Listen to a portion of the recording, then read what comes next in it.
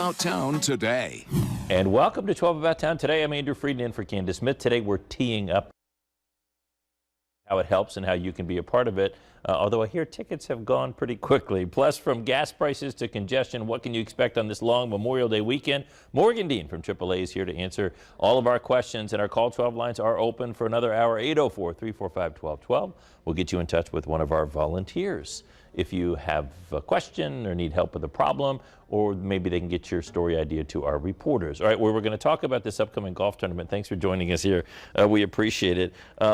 We've got Roz here, and we've got Tom as well. We're going to talk about this really important thing. The golf tournament is like not really that big of an issue now because, Roz, you wanted to hope to maybe get some people to come out, but the golf tournament's sold out. Right. We actually ended up with 31 teams, which was more than we expected. We do still have room for sponsorship opportunities.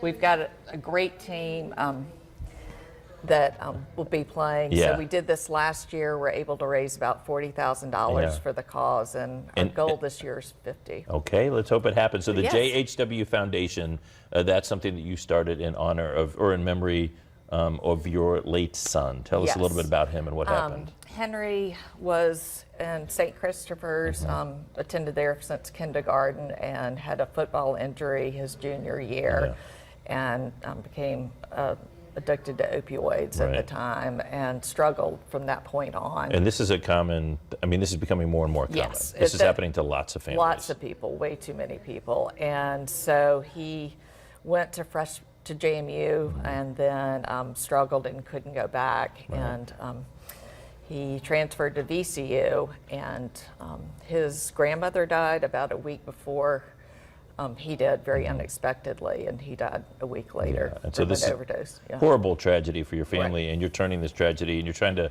like, let's not have as many families go through what you went through. So part of what you're doing is reaching kids of college age, and is that where VCU comes in here? VCU comes in, yes. So tell us about what's happening at VCU. Yeah, so we started, I was actually a volunteer at the time in 2013, and I met Roz, and we were trying to explore what it would be like to support students in recovery at VCU. And so you have students that are like in full recovery. If people don't know what recovery means, that doesn't mean, oh, well, I'm not doing drugs anymore. Like, recovery means something in the world of addiction medicine. What does recovery mean? Yeah, absolutely. So it's about more than, the absence of use, certainly.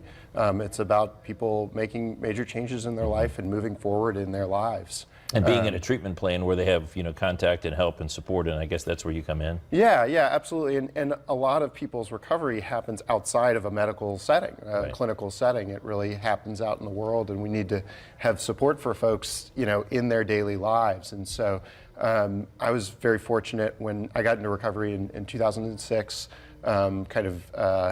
between my first senior year of college and my second senior year of college. And I was at the University of Virginia at the time, and they had the only collegiate recovery program in the state at that time. And so what does it look like now across the state? So now we have, with the support of JHW Foundation, there's 12 schools that have programs, that each of which JHW Foundation supports, and their funding has really leveraged more state funding. And so, we've had great support from 3 governors' administrations around collegiate recovery. It's a very kind of bipartisan thing. It's hard to argue against funding for this.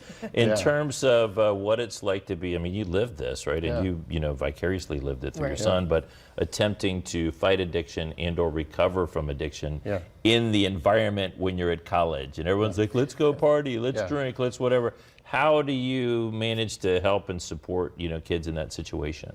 Well, that was the reason we decided to focus on collegiate recovery, is because we would send Henry to rehab, and he would be sober, and within about 2 to 3 weeks of going back to school, he was back where we started. He didn't have a place like the kids have nowadays. No. So that's the main reason we want to do this, to provide that place place and the community. If we're a parent or if we're someone out there struggling with addiction or in recovery now, where can they find out more? We have the website, jhwfoundation.org. That's the umbrella organization. You guys are having the golf tournament. Right. Sold out. I hope Yes. you have a great time. Yeah. Hoping for good weather on June 5th as well. But how do we get in touch with you at VCU? Sure. Just we're at recovery.vcu.edu. And actually, we've worked with the Department of Behavioral Health and Developmental Services. Their SOAR grant team has allowed us to serve any student in recovery in the state of Virginia. Awesome. So we have programming that expands beyond just VCU students, community college students, students across the state. And so that's been a really wonderful